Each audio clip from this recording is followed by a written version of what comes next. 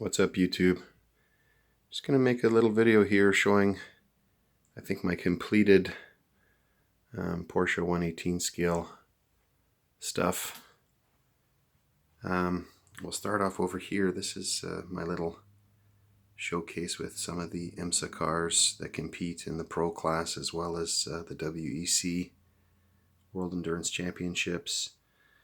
There's the Porsche RSR, which is the championship winning car for drivers as well as manufacturers. And then you got the Corvette C7R. And then you have the Ford GT. Love that thing, as well as the BMW M6. Very, very cool. So I go to the IMSA race every year here in Toronto. It's over in Bowmanville, and it's amazing to watch these four compete in the Pro class. Ferrari used to be in the class, and it dropped out, so now it's just these four guys in the Pro class. Then we go through a walk of Porsche's motorsports history, starting from the beginning with the Porsche 356. And then going to the Porsche 550. Absolute legend of a car. The Porsche 718. And the Porsche 904. All hugely successful in their classes. And then the first overall victory for Porsche at Le Mans in 1970. With this Porsche 917K out of Salzburg. Wasn't a factory car, but it was Porsche's first overall victory, so incredible.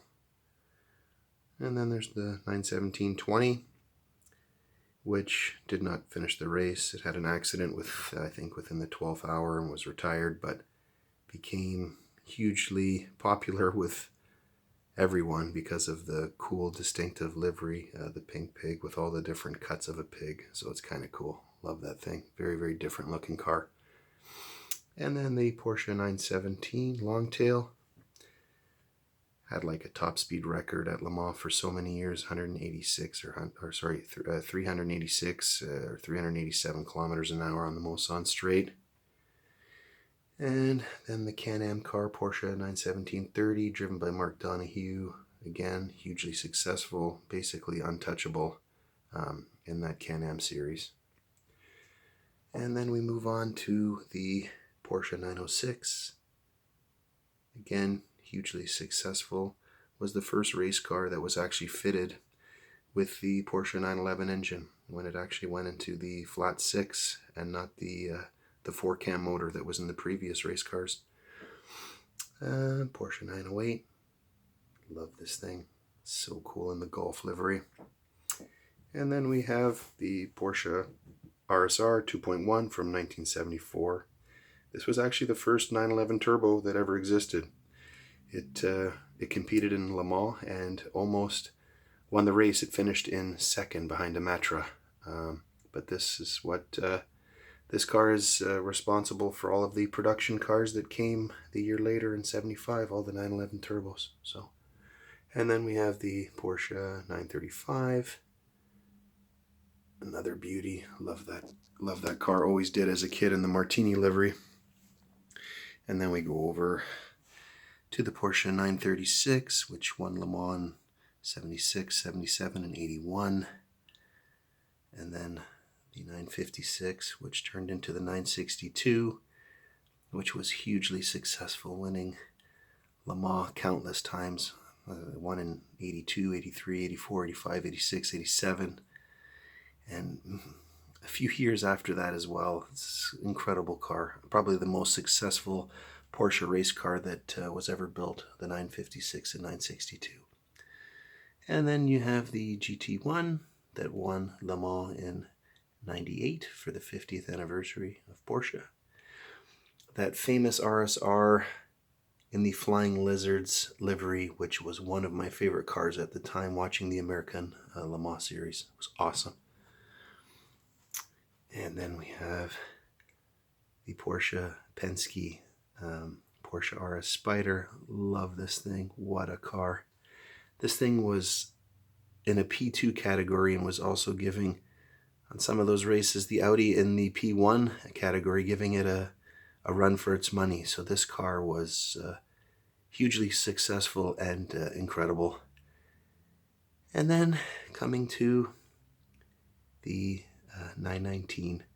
This was the last Le Mans victory in 2017. They won in 15, 16, and 17. And this was their final Le Mans victory that completed the hat trick 3 years in a row. Absolute legend of a car. The drivers that drove these cars were, oh man, guys with huge guts. I mean, I take my hat off to anybody who does this for a living, but especially in these prototype cars. These things are so incredibly fast. You really got to have some stones to really be able to corner and maneuver these things, because they travel at such high speeds. You almost have to trick your brain to think that this thing is, you think it's probably going to fly off the track as you're going into some of these turns and curves and apexes. So anyways, absolutely amazing. And then this is where Porsche actually started. This was the Porsche Type 64. This was a car that was, Ferdinand Porsche was trying to get his finances together to start the Beetle project and stuff, and Hitler said, if you build a race car to compete in the Berlin to Rome race, I'll give you the money to start that project. He built this, so this is actually the first official car to wear the Porsche name on it, the Porsche Type 64. Absolutely stunning car. And then came the Beetle. And then after the Beetle and all of that funding came in, that is when Porsche decided they wanted to build their first true prototype. And then that comes to the Porsche 356 #1. And there it is. And then showing what that prototype became, which was obviously this, the 356 Speedster. And then production sort of went into, this is just showing all the generations of 911s that, there's the first gen, the RS 2.7, followed by the famous 930 Turbo. Then Porsche decided to kind of go in a different direction, rear-wheel drive, front engine cars. 928, 944 Turbo. There was also the 924 in there as well. And then came along third gen, the 964, absolutely incredible.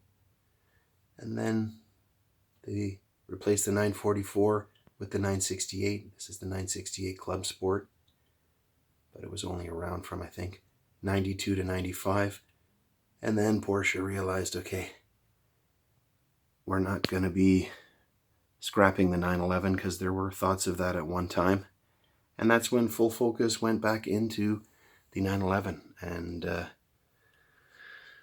we continue on with the 993 GT2, the first GT2. This is like one of the holy grail cars of Porsche.